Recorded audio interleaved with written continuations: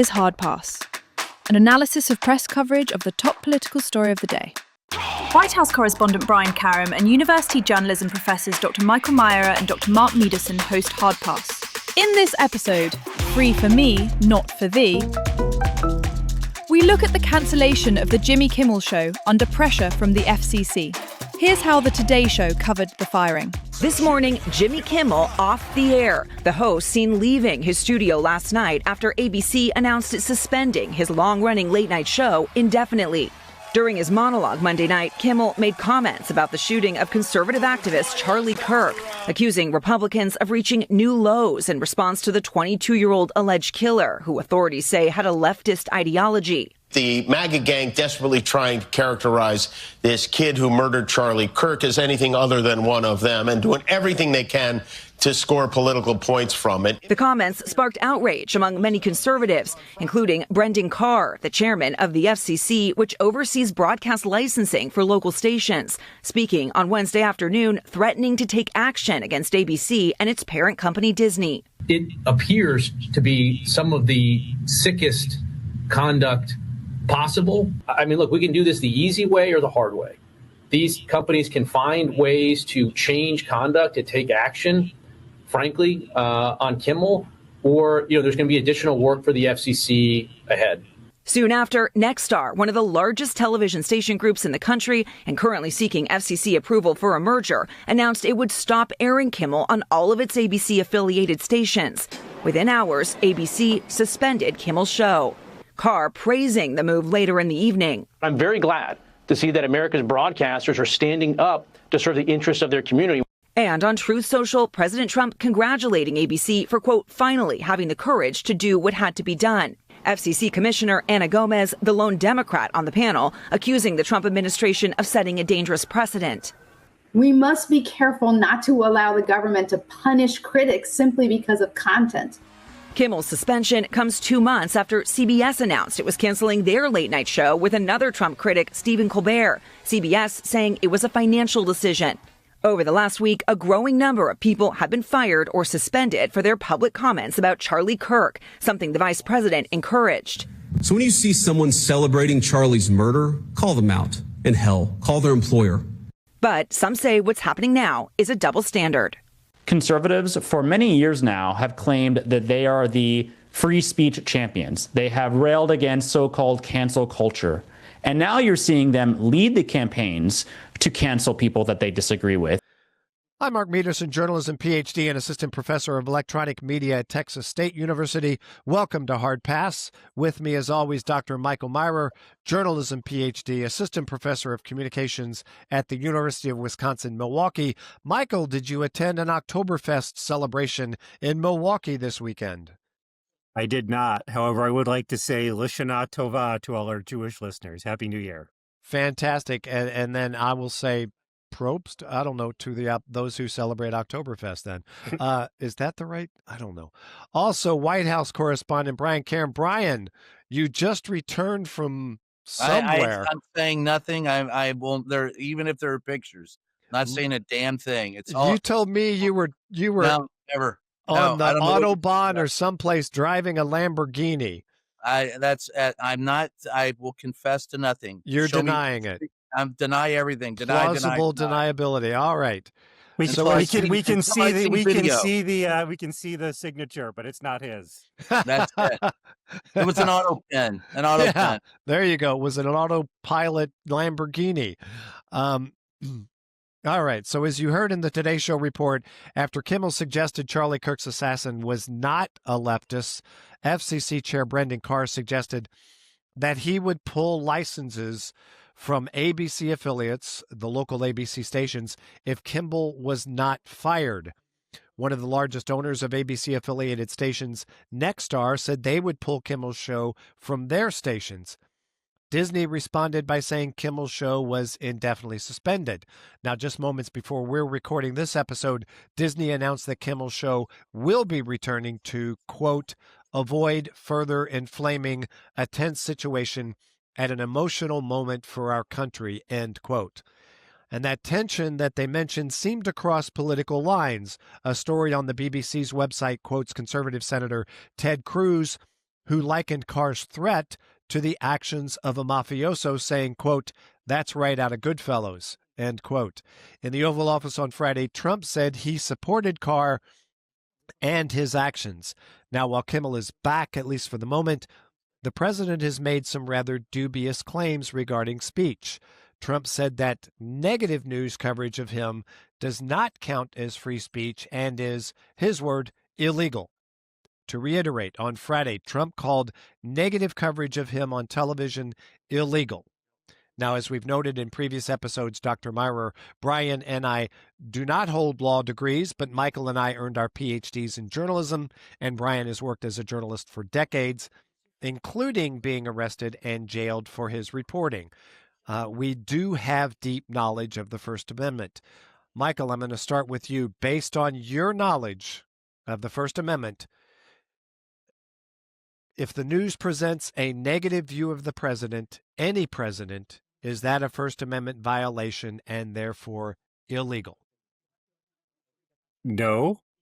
I don't need to go further into it other than no, right? The whole, like, the logic of the First Amendment is that we need the public needs information to make judgments about who should be the leaders and what their priorities should be. So if your interpretation of the First Amendment is that the government can stop people from learning that the government is doing things it ought not be doing, then I think you're basically arguing about you're arguing the First Amendment to be a dead letter. You're saying that it's just words on a page and the president can override it. Now, to be fair, presidents since John Adams since 1798 have sort of had the idea that maybe we should make it illegal to say negative things about me being the president. I'm pretending I'm the president. I'm not the president. For clarification. Thank you. Yes.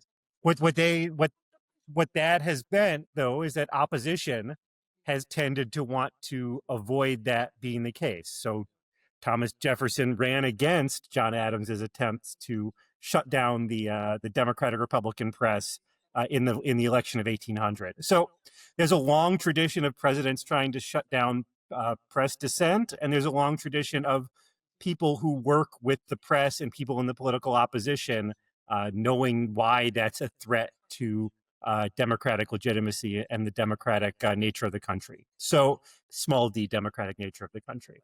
So all things being equal, right, it's clearly not consistent with any reading of the First Amendment that the president should be able to shut down negative coverage. Brian, same question, and I know the answer, I think.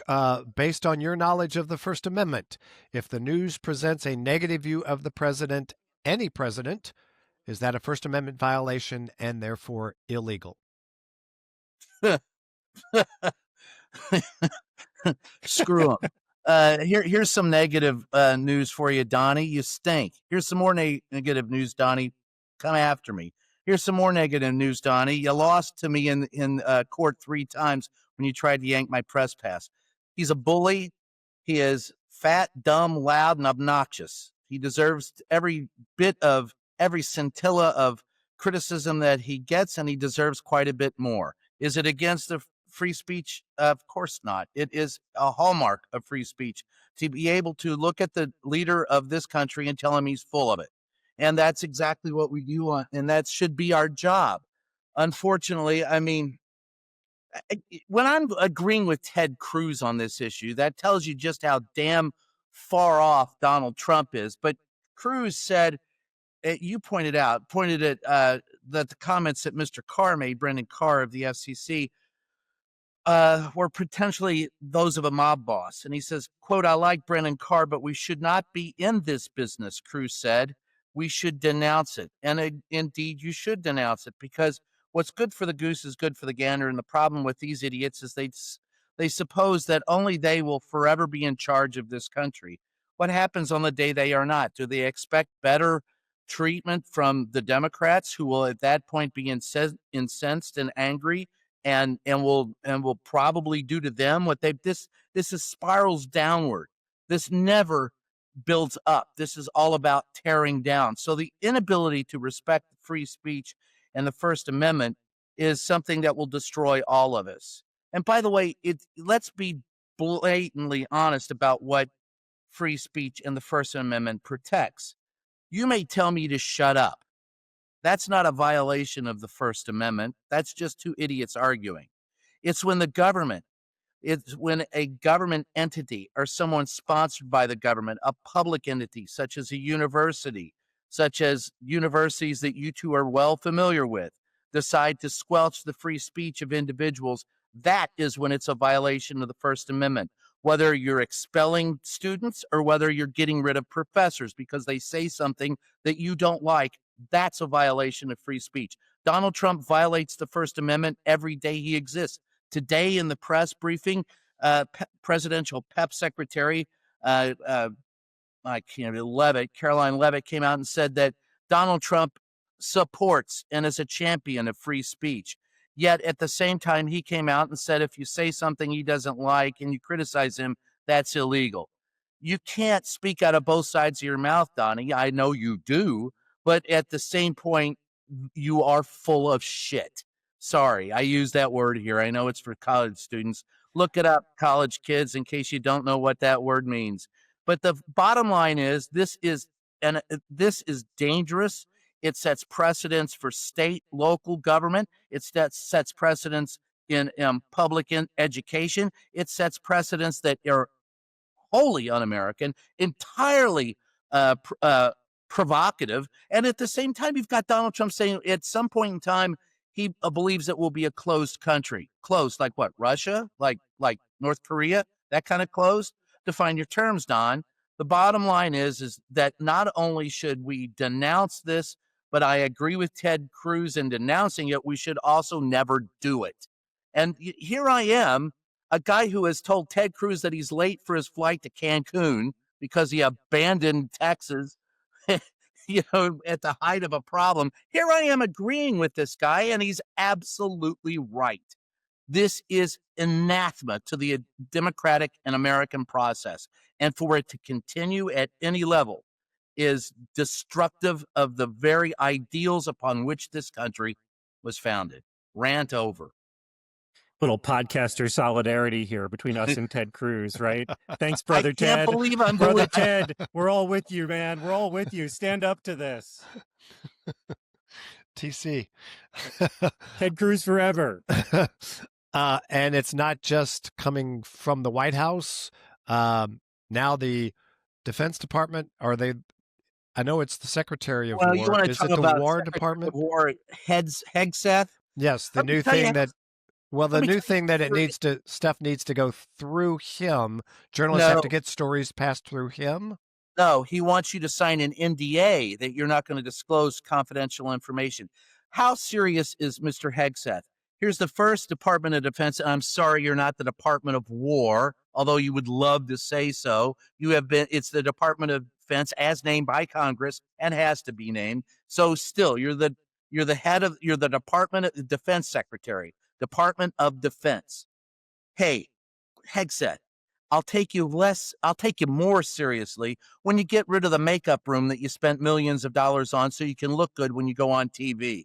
What member of the Pentagon wants to primp in front of a mirror in a makeup room before he goes on TV? I'll tell you who, a former Fox anchor. That's who. Pete Hegseth, you have destroyed not only the credibility of the Pentagon, but you're seeking to destroy the very credibility of the defense industry and the Defense Department.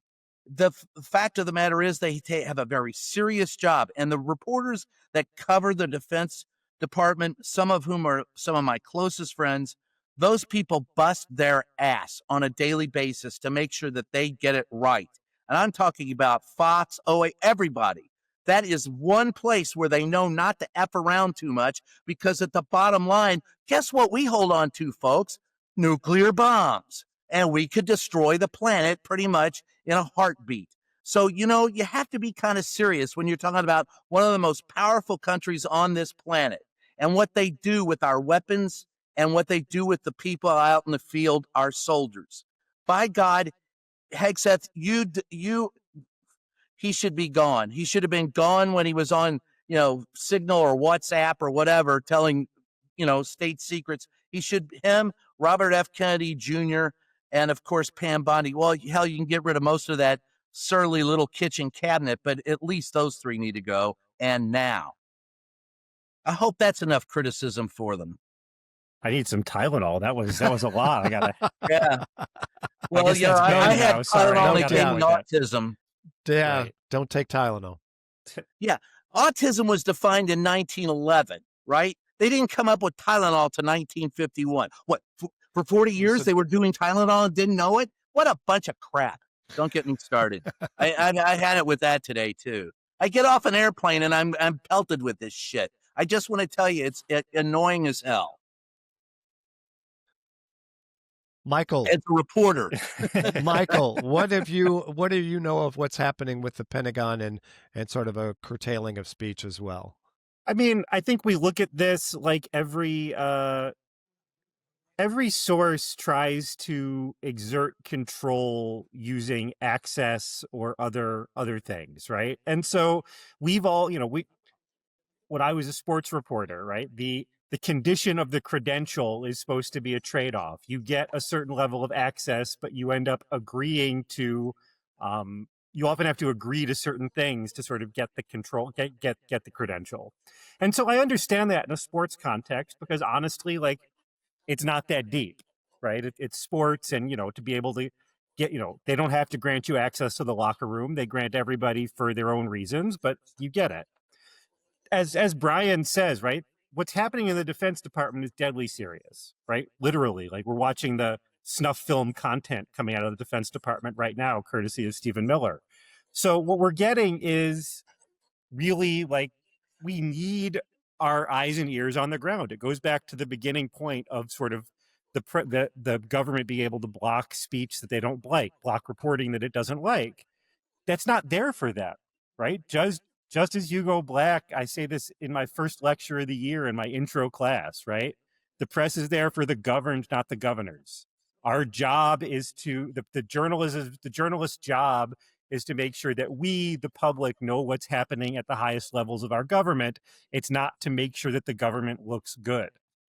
That's what happens in controlled media systems, is that the role of the press is to make the government look good. That's not what we're supposed to have. It's not what the First Amendment presupposes, and it's not been standard practice, right? The job of the press is to let us know what's happening at all levels of government, and the way, and the idea that you should trade any journalist in DC who would trade access for the ability to tell the truth should just take a job in the administration. Well, they do that. That's the problem. Here, look,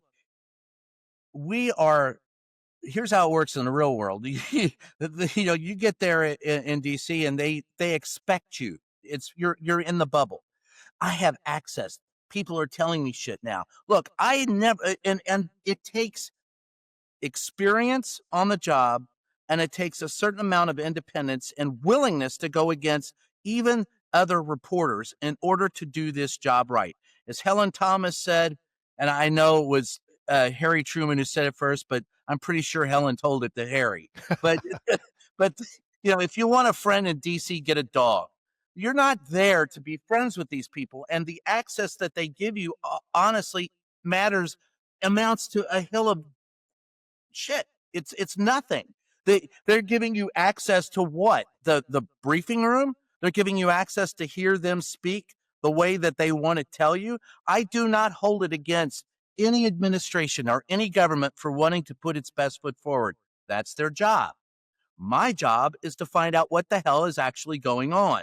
There is a mesh there. There is a grinding of the gears as designed by the Constitution to make sure that we have a free and fair electorate and liberty. And you cannot do that if you are bowing down. I mean, there's people that are so enamored of being in the Oval Office that they will literally kiss someone's ass. They will literally do it. I mean, if you told them you've got to go over and kiss Donald Trump's butt right now, I can tell you right off the top of my head, 6 to 10 reporters that I saw today in the briefing room that would line up first up, pucker up, and bust that bottom. So I'm not at all sure that we are able to do our job anymore because we are hiring people that want to be close to power and want to be and will give up that right and that freedom and the fight in order to be close to power. Look, folks, if you're a reporter, you're never going to be part of that club. Give it up. You are being used. Even those reporters who think that they're fans and friends of Donald Trump are not. He views them, and the government views them as a necessary evil. They may bring you into the Oval Office. They may kiss your butt, but they would jettison you in a heartbeat and don't care. So if you understand that going in, which you should do if you have any experience doing the job, and that's why, when I first got there, you had to have 10 or 15 years of experience to even get the job. And now you don't. So you don't know. But if you have the experience, you understand how they're using you, and you, in turn, use their desires to find and report facts. Because there are plenty of people I have never met anyone in any administration I've ever covered. I've never seen an administration where there wasn't at least a half a dozen people who are willing to talk to you off the record because they think they've got some great secrets that they have to tell you. And they want to. And some of them, it's for personal gain, and some of them because they honestly feel that the administration is doing something wrong. Stick to your ideals as a reporter. The ideals that you all teach in class, we need to retain when we're out in the field. And the fact of the matter is, there are plenty who do not. And they figure if I give just a little, I'll get a little bit more. It never works out that way, ever. You get screwed, you get bent over the table because you have ceded your power to them. And let's not forget where the power resides. Donald Trump will come out and call us the enemy of the people. Folks, we are the people. The power resides with the people. And when you start giving away your power to a tin-horn dictator, he accumulates it. Donald Trump and most administrations in that regard are black holes that will suck in every bit of power that they can get. Some of them are more enlightened than others, but never trust any of them in government to do anything other than what's in their self-interest. And that's not why you're there. And if you are, get the hell out, because I'm tired of hearing how Donald Trump can squirt rainbows out of his butt while solving the world's problems out on a golf course. It ain't happening. Michael, do you want to add to that, or you? Oh, I want to hear more about these butt rainbows that Donald Trump is. No, I agree. I mean, I agree wholeheartedly with what Brian is saying. Right. I think that we've come across students who, I think about this for all my students who want to be sports writers, sports journalists, right? But they don't really want to be sports journalists. What they want is to get into the building, be a celebrity, have a hot dog, watch the games, and then give their opinions rather than go in and dig for information. And you know what? I get that, right?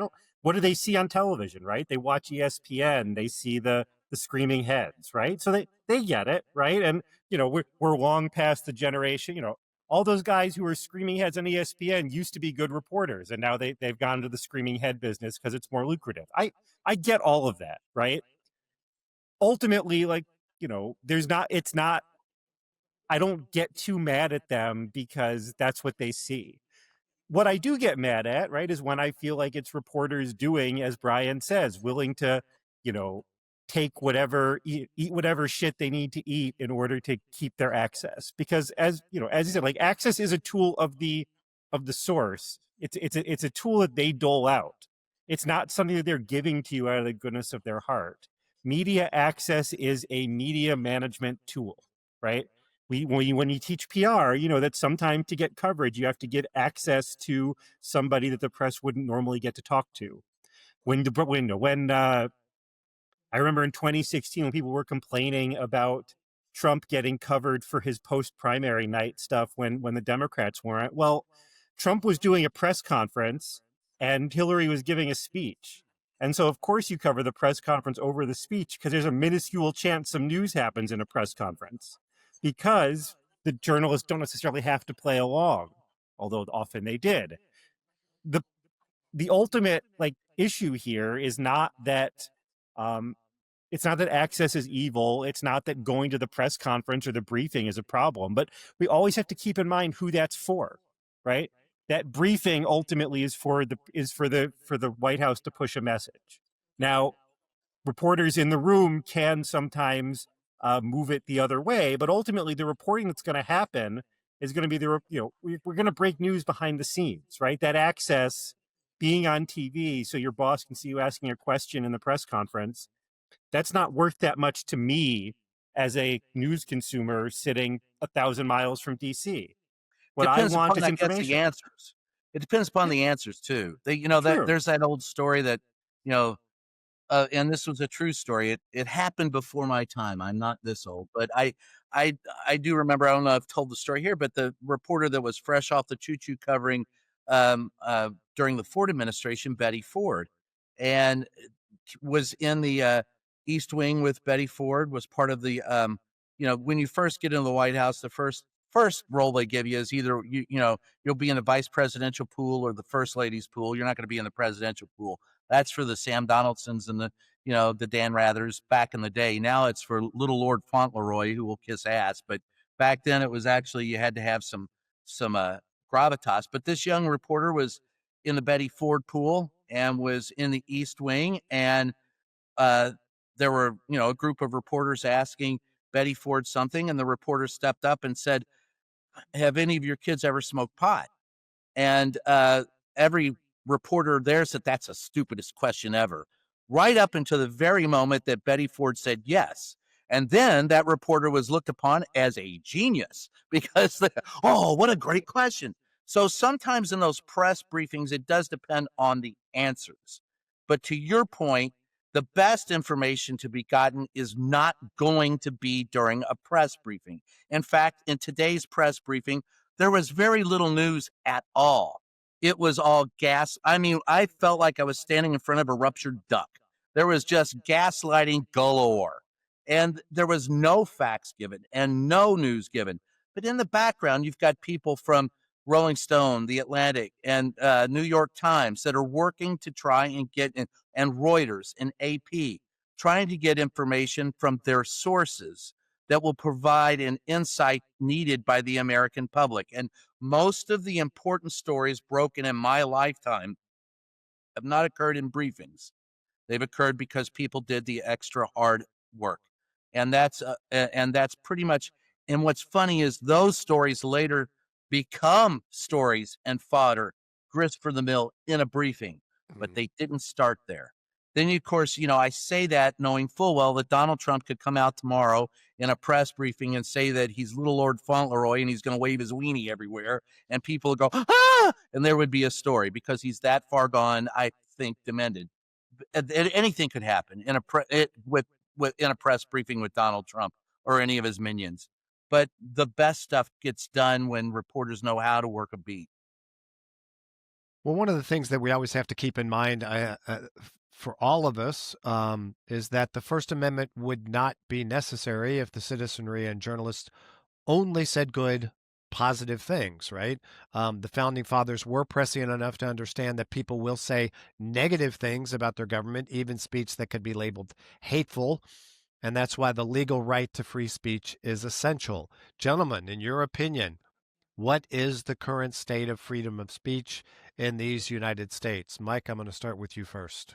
Yeah, so I'm going to say that one of the things that we do in my media law class, right, is I make the point at the beginning of the semester, right, that the all of this law, all of this precedent, all of these debates come down on edge cases because nobody is challenging like the stuff that's in the mainstream, right? So when we talk about the right to the right against the ruling against prior restraint, right? We talk about a guy in Minneapolis who was an absolute anti-Semite, hated everybody, accused everybody of crimes, right? Accused everybody of being in league with the mafia or being Jewish or both. So that was what, this is the 1920s. So we're always talking about edge cases when we're talking about sort of the right to free speech and where that gets adjudicated. I think the challenge is that I think we're in this moment where it feels like people identify more with power than they do as citizens. And so, what that means is that that a free press is really there so that opposition can organize.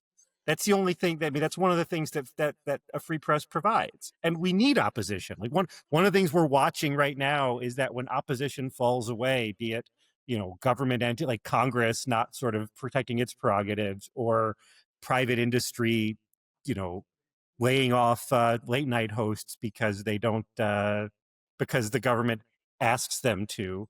There needs to be pushback. There needs to be friction in the exercise of power, and that's part of what free speech and freedom of the press are supposed to provide.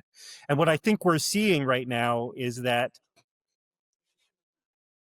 people I think there's two types of people in the world, right? There's people who believe in free speech, and there's people who believe in free speech until they get back into power. And there are a lot of people in the media and the ideological media who are in the second category. And so once they got into power, it stopped being about free speech. It started being about control. It started being about preventing negative information from getting out. It started being against eliminating the friction in the smooth functioning of power. And that doesn't serve us, right? That serves the people in charge. Again, the press is for the people. It's not the powerful. The governed, not the governors. And that's been what's breaking. And so what I would say is what we, freedom of the press requires the press to assert its right to be free. And so when you see ABC giving up on Jimmy Kimmel, or briefly giving up on Jimmy Kimmel, or you see the disciplining and firing of like MSNBC commentators because they say something that somebody thought, took out of context or thought was somewhat negative, like, you are doing the work of power in the name of what? It's not clear, right? The press has to stand up for itself. News has to stand up for itself if we're going to maintain a free information environment and a free it's press. never done that.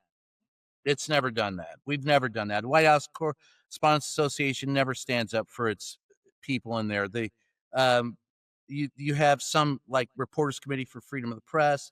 You have Reporters Without Borders. Those independent entities will stand up for the press, but we didn't stand up for ourselves with Donald Trump. Your question is, does free speech exist? I would say George Carlin had it right. You have a set of privileges in this country. You are not free. You have the illusion of freedom. You have the illusion of freedom of choice. You have the illusion of free speech.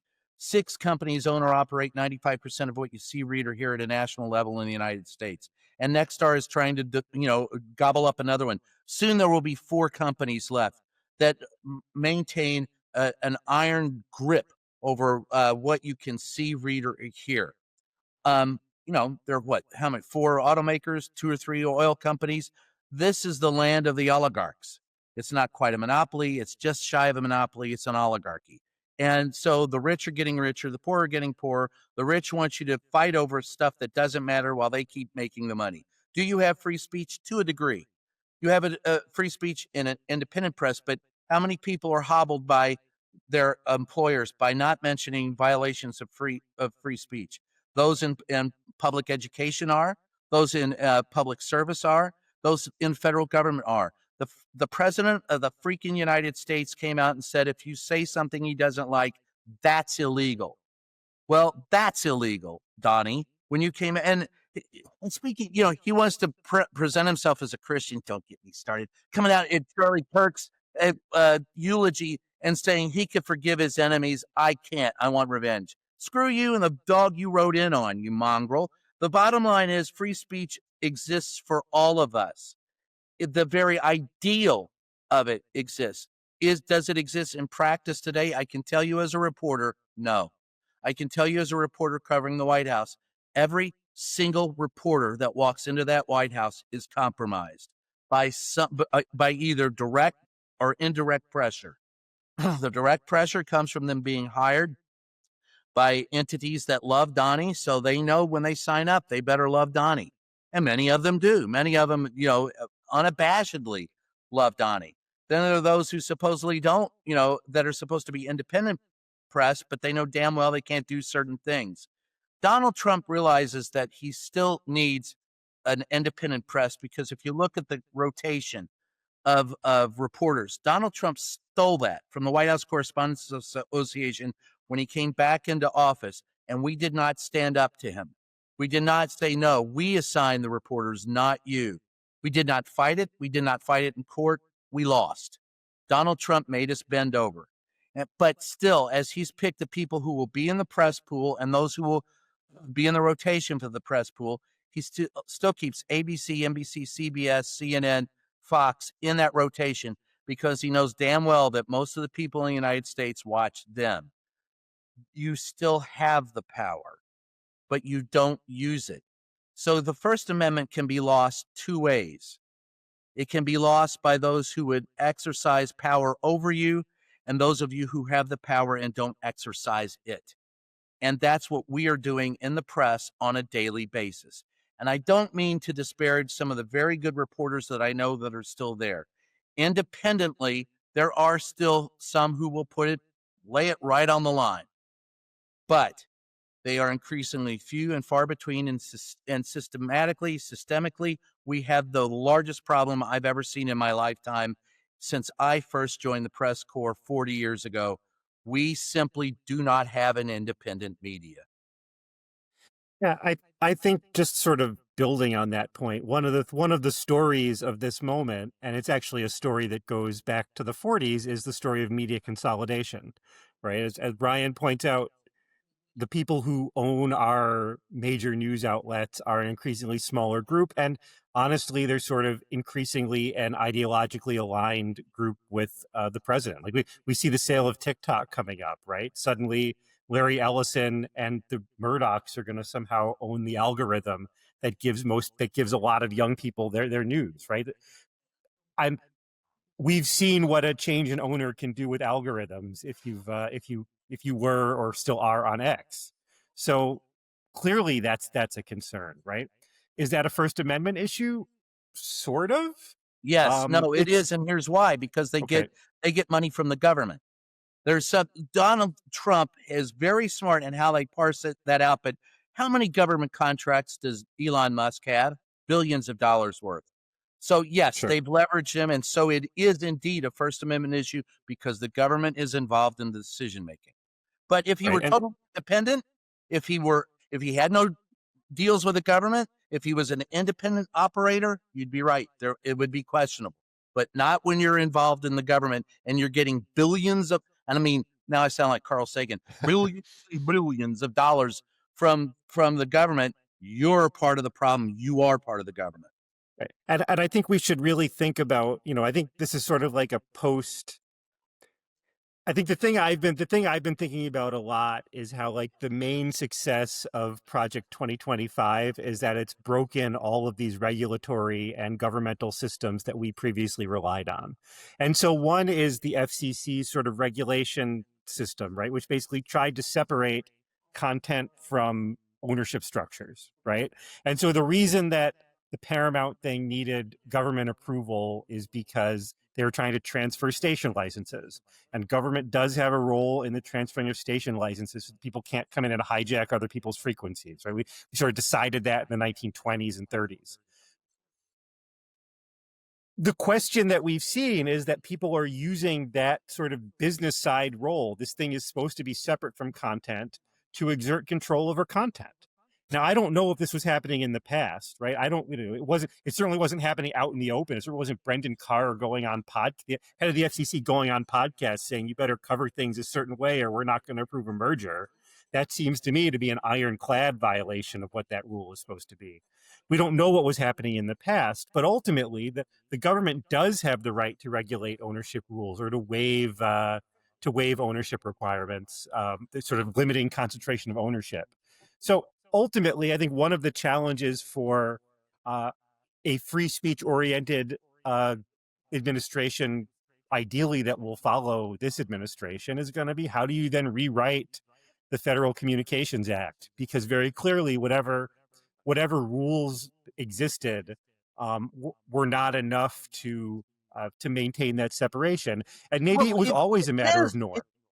It is, but you've got to have people who actually, like Mark, you said at the beginning, people who actually pay, attention to it.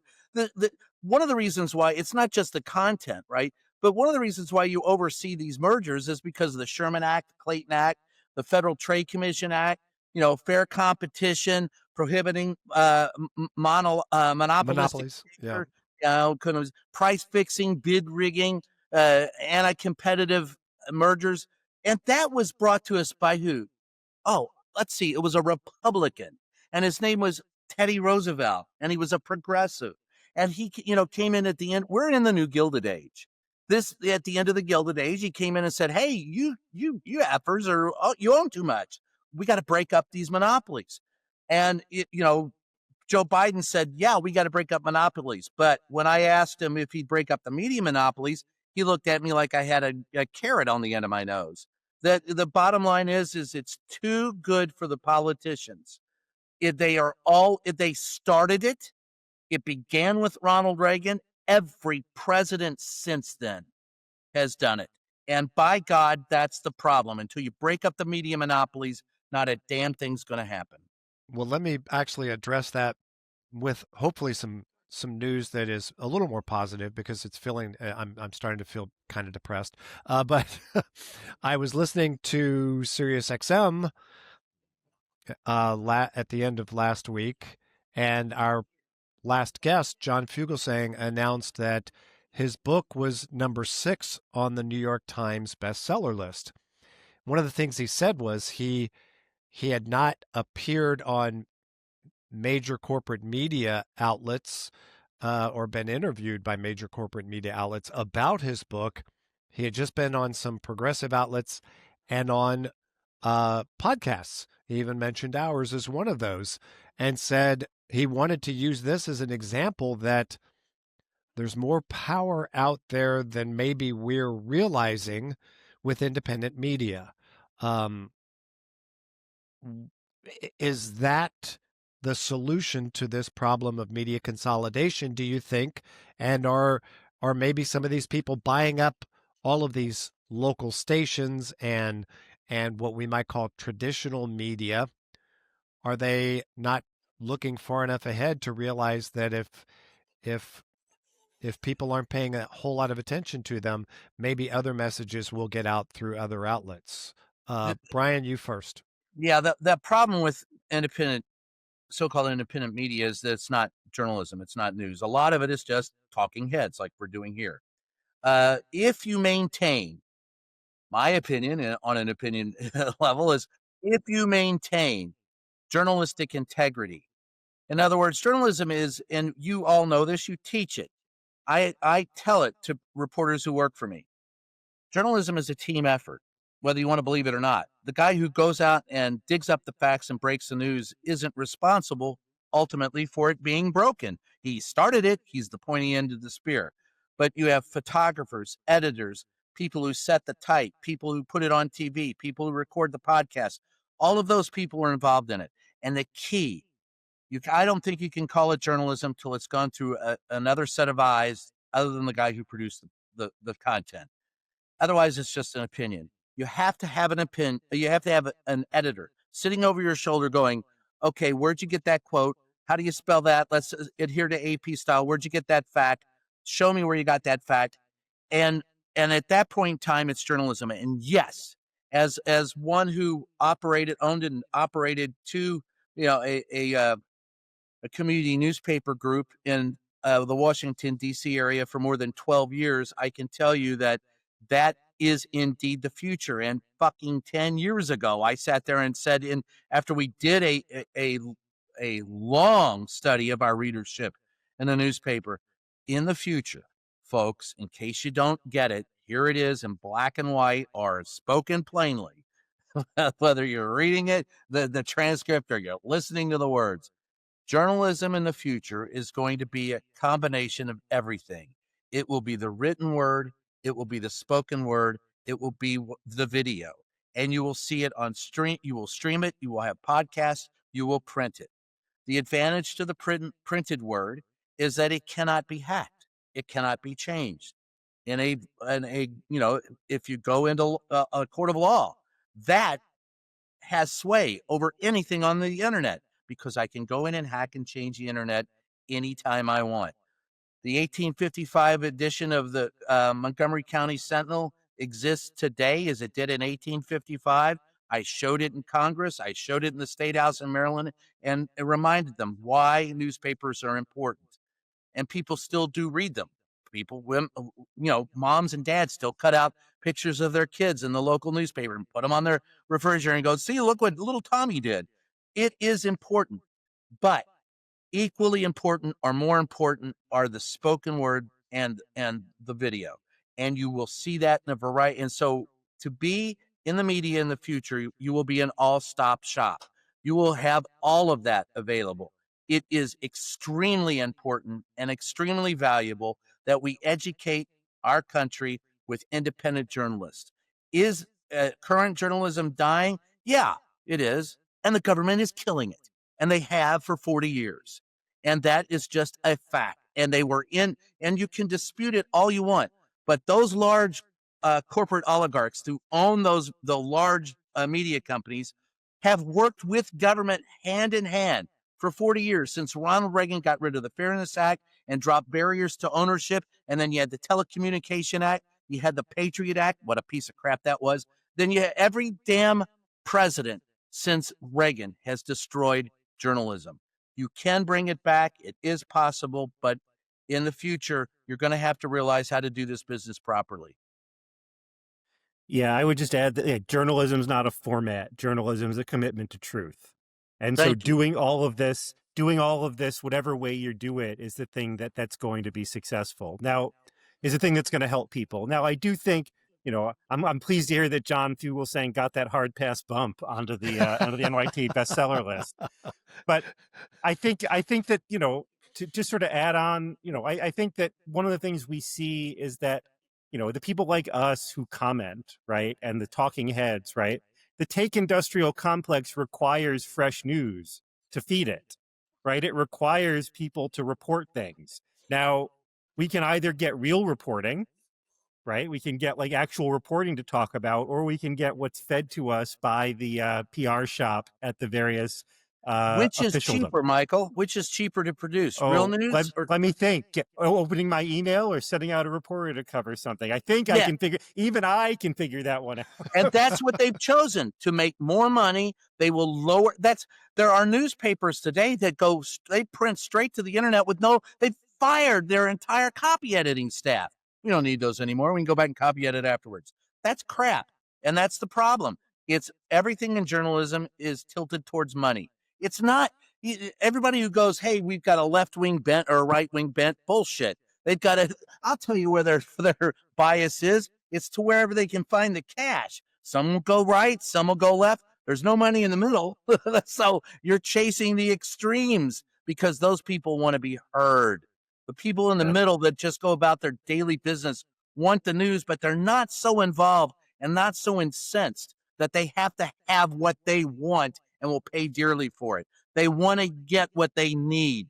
And those people are not served because the business model does not address them. It addresses those who are the loudest, the most obnoxious, and will pay the most.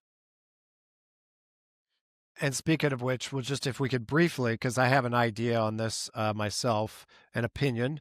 What do we think? And it's money, of course, but what is it that do you think made Disney sort of do this 180 pretty quickly in these sort of suspend people and bring them back models? They pretty quickly decided to put Kimmel back on the air. My thought is that with the business model that Disney has now, a big part of that is streaming, right? And when a bunch of people are canceling their streaming, there's an immediate impact. Instead of saying, I'm not going to go to the pizza shop of my local pizza company that advertises on my affiliate, which may take a while for that impact to show up. This idea of seeing subscriptions canceled in real time was perhaps part of why this quick turnaround happened? Gentlemen, what do you think? Brian? Yeah, no shit.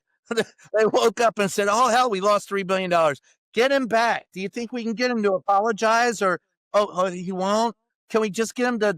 Okay, he's not gonna say the word turd. Let him back on. They will call Trump a turd. Bring him back on. I'll wait to see what happens Tuesday night as to what compromise Kimmel had to make, if any. But yes, of course it was. Everything in this business is driven by money. Everything in politics is driven by money. Everything in the entertainment business is driven by money. It's all money. And if they don't break up the monopolies, we're doomed. Yeah, my entire Blue Sky feed was people posting their cancellations of Hulu and Disney Plus this week. So, that was fun to see. I mean, it's nice to see people taking direct action like that. I think I also saw some story about Disney adults canceling their big cruises and at $150,000 weddings, right? News is a rounding error sometimes. That's one of the big changes, These companies used to rely heavily on the revenues from the news division. Disney relies on lots of other revenues, but its actions in the news division or in the entertainment division can spill over, and people are starting to wake up to that. So, I enjoyed watching all those people. I love watching people cancel stuff. Talk about cancel culture, right? That's my thing. This was cancel culture on both sides. We're canceling you. Oh, yeah? You can't cancel me. I cancel you. That's what it kind of felt like. So, all right, guys, great work. As always, we are in some untested waters here when it comes to free speech. At least it feels that way. Our goal is to try to present information to help you, the listener, have a better understanding on this topic. My hope is that Brian, Michael, and I accomplish this at least a little bit. And now someone whose speech we always welcome hearing, Fiona. Thank you, guys. To the listeners, as always, hit the like and subscribe. Until we meet again on another edition of Hard Pass, please be nice and be well.